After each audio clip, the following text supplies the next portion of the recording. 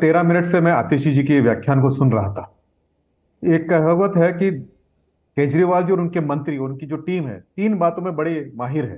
पहली बात है नॉन रिस्पॉन्सिबिलिटी, हमारी जिम्मेदारी नहीं है ये कहने में। दूसरा जो है वो है कि किसी और के माथे पर जो इल्जाम मत देना, blame it on somebody else. और तीसरा है पैनिक क्रिएट करना, डर पैदा करना कि देखिए ये हो गया। मैं आपको कुछ उदाहरण देता हूं।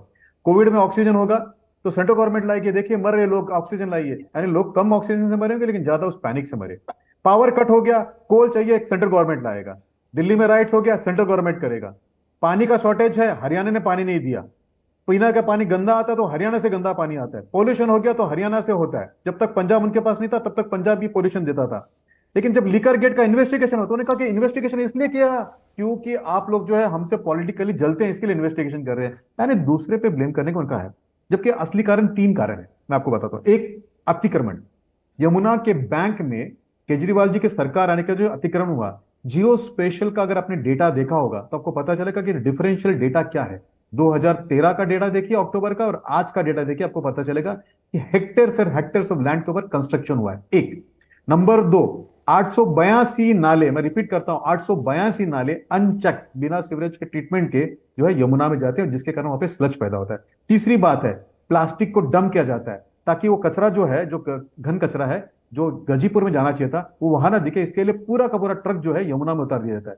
यमुना को पूरी तरह से भर गया है, जिसको इंग्लिश में कहते हैं शालो कर दिया, छोटा कर दिया, कम कर दिया है। इसके कारण यमुना का कैपेसिटी कम हुआ है। 6,800 करोड़ रुपया जी। इन्होंने पेपर्स में खर्च किया यमुना को साफ करने के लिए पिछले 4 साल में। मैं रिपीट करता हूं, 6,800 करोड़ रुपया। अगर मेरा डेटा गलत है तो मुझे सू करे, मेरे ऊपर केस करे। 5 साल तक यमुना जो लोग पार करते हैं, डीएनडी से पार करते होंगे, एनएच के हाईवे से पार करते होंगे, आईटीका से पार करते होंगे, आज तक किसी ने भी एक भी जेसीपी वहां पे नहीं देखा जो उसको साफ करता हो। 9 जून 2023 को हाउस कमेटी की मीटिंग हुई थी एमसीडी के अंदर, जिसके अंदर ऑन रिकॉर्ड इंजीनियरिंग डिपार्टमेंट ने कहा था कि we were able to only complete 55% of desilting and declining of the drainage in the MCD area. जी। 55%। ये उनका, उनके हाउस के अंदर बोला गया स्टेटमेंट है।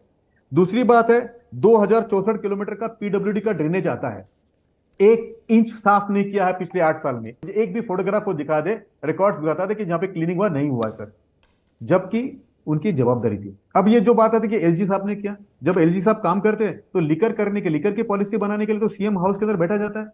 जब उनको खुद का बंगला बनाना था तो 55 करोड़ रुपए वो सौरभ जी, मैं कोविड के बोलूं पीरियड अभी में ये आ रहा हूं रीना प्रोजेक्ट जी, चल आ रहा रहा हूं। है। तब तो वो बिंदास बना देते हैं। लेकिन जब उनको काम करने की बात आती है तो कहते हैं कि सेंट्रल गवर्नमेंट करेंगे।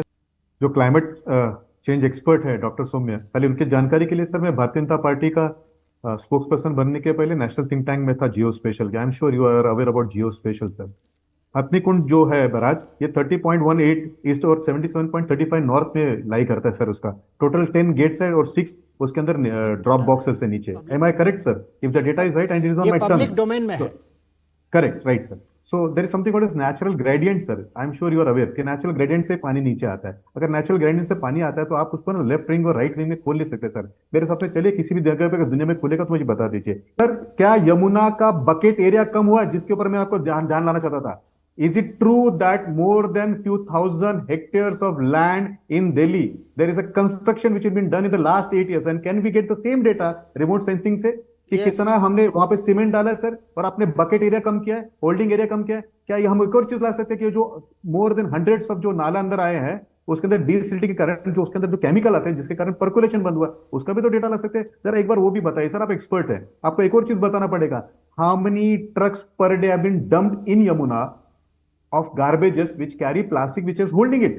तो आप यमुना का एरिया कम करेंगे, यमुना के अंदर कचरा डालेंगे, यमुना के अंदर आप कंस्ट्रक्शन करेंगे और फिर कहेंगे कि हथनीकुंड से पानी आया। बाराज में कोई पानी होल्ड नहीं करता सर, डैम्स में होल्ड होता है। और आपकी जानकारी के लिए मुझे एक और हिसाब चाहिए सौरभ साहब। जी। 6,000 करोड़ रुपया, मैं ये ना, मैं अवे में नहीं बात करता, मैंने आपको लैटिट्यूड लॉन्गिट्यूड भी बताया, शायद आपके एक्सपर्ट्स ने बाद में बताया होगा। और जाके जरा वेब सर्च करिए कि मैं कौन से कमेटी में था। बस sir, one more thing, 6,800 crore मुझे भी रुपीस बोलने का मौका उनको हिसाब दीजिएगा। देना है सर।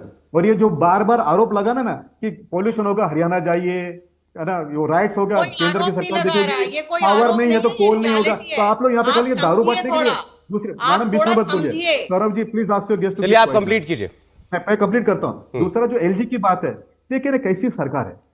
सीएम ना तो जंग साहब जब एलजी थे उनसे पटी, उनके खिलाफ आंदोलन, उनके खिलाफ अनारगल, जब बैजल साहब आए तो उनके खिलाफ अनारगल, ये केवल एलजी के तीनों एलजी से लड़ाई करते हैं, जी ठीक है। चीफ सेक्रेटरी को अपने घर में बुला के मारते हैं।